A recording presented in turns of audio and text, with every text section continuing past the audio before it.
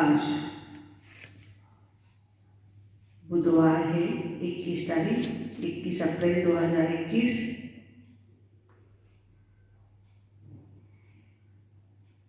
इक्कीस जन्मों की बादशाही प्राप्त कराने वाले पिता परमात्मा, उनके हम सभी प्यारी मीठी संतान आप सभी को श्री राम नवमी की पदम पदम पदम गुणा मुबारक हो, मुबारक हो, मुबारक हो। राम राजा राम प्रजा राम साहूकार है, जिए नगरी जिए दाता धर्म का उपकार है। 5000 साल पहले जैसे सतयुग पास हुआ 1250 वर्ष का, उसके बाद आया त्रेता युग। और इस त्रेता युग में राज्य जिन्होंने किया उनका नाम है प्रभु श्री रामचंद्र।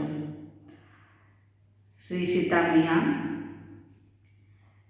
1250 साल का ये भी युग रहा। यहाँ पर हमने देखा श्री राम नवमी, श्री कृष्ण जन्माष्टमी के लिए कहते हैं श्री कृष्ण जन्माष्टमी, और श्री राम जी के जन्मोत्सव में कहते हैं श्री राम नवमी, क्योंकि 8 जन्म श्री कृष्ण जी के होने के बाद 9वां जन्म जो है श्री रामचंद्र जी का है। चंद्रवंशी घराना है और इस घराने में हमने 12 जन्म लिए हैं। हमारी आयु मर्यादा भी करीबन 140-45 साल तक, और इस तरह से इस युग में भी सभी देवी देवताएं श्री रामचंद्र जी के साथ साथ सर्वगुण संपन्न थे। पवित्रता, हर्षित मुक्ता, नम्रता, संतुष्टता, धैर्यता, सरलता आदि दिव्य गुणों से संपन्न थे। 14 कला संपन्न श्री राम जी के लिए कहते हैं रामचंद्र मना, चंद्र को चांद को जैसे कलाएं होती है, तो उनके स्टडी में 14 कला संपन्न ऐसे हमारे श्री रामचंद्र जी। और संपूर्ण निर्विकारी, काम क्रोध लोभ मोह अहंकार जैसे विकारों पर उन्होंने विजय पाई है। तो ये विकार माना ही रावण है। जिस रावण को उन्होंने मारा है, उनके साथ साथ प्रभु भी हमें ये प्रेरणा देते हैं कि आप भी आपके अंदर जो रावण बसा है, द्वापर युग से अभी कलयुग अंत तक सभी को नचा रहा है। यही रावण के अनेक रूप है। अभी तो रावण जैसे कि कोरोना के रूप में दिखाई देता है। तो भिन्न भिन्न प्रकार से जो रावण की ये जो सेनाएं हैं हम सब पर वार कर रही है, तो अभी हम सबको श्री राम जी बन करके इस रावण पर विजय प्राप्त करनी है। डबल अहिंसक अर्थात कोई भी प्रकार की हिंसा नहीं करते हैं। हमने देखा है कि श्री कृष्ण जी के हाथों में तो बांसुरी दिखाते हैं, लेकिन श्री रामचंद्र जी के हाथों में बाण दिखाए गए हैं, धनुष्य बाण। माना उन्होंने भी युद्ध किया है युद्ध, लेकिन त्रेता युग में नहीं किया। लेकिन त्रेता के बाद जब द्वापर आता है, कलयुग आता है और संगम युग अभी आता है, जैसे कलयुग का अंत है, सतयुग का आदि है। इस युग में, संगम युग में पिता परमात्मा के आदेश अनुसार ये जो रावण के काम क्रोधादि विकार है, इस पर विजय प्राप्त की है श्री रामचंद्र जी ने। इसलिए रावण को मारने वाला श्री राम कहा जाता है। तो आइए हम सभी डबल अहिंसक बने।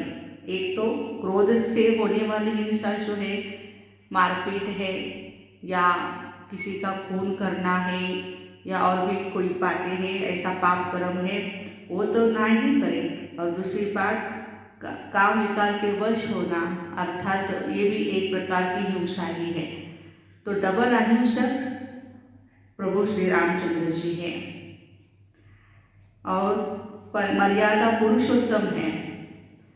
उनके लिए कहा जाता है एक वचनी, एक पत्नी, एक वाणी। माना हर बात में मर्यादा है, इसलिए वो पुरुषोत्तम है। तो श्री रामचंद्र जी ने जो स्टडी किया है, जो अभ्यास किया है संगम युग पर, श्रीमत अर्थात परमात्मा की मत को अपने जीवन में धारण करके अपने साधारण वेश में, जैसे 14 साल का वनवास दिखाते हैं, वनवास मानो वन जो परमात्मा है उसके पास वास करना है। तो साधारण अवतार में भी दिखाते हैं कि वनवास में रहे श्री रामचंद्र जी और अपनी सीता मैया लक्ष्मण जी। तो अभी भी हम ये देख रहे हैं कि जैसे कि वनवास ही चल रहा है। वनवास में रहते रहते इस पूरी दुनिया से वैराग्य करना है। जब हम बेहद का वैराग्य करेंगे, बेहद के वैराग्य बनकर के, तपस्वी बनकर के रहेंगे, उनके पास सब कुछ था, फिर भी रामायण में हम देखते हैं कि वनवास में चले गए तो बिल्कुल साधारण कपड़े पहन लिए और 14 साल का वनवास उन्होंने सहन किया। तो ये वनवास जो चीज़ है तो अभी हमारी स्टडी के रूप में है, तपस्या के रूप में है।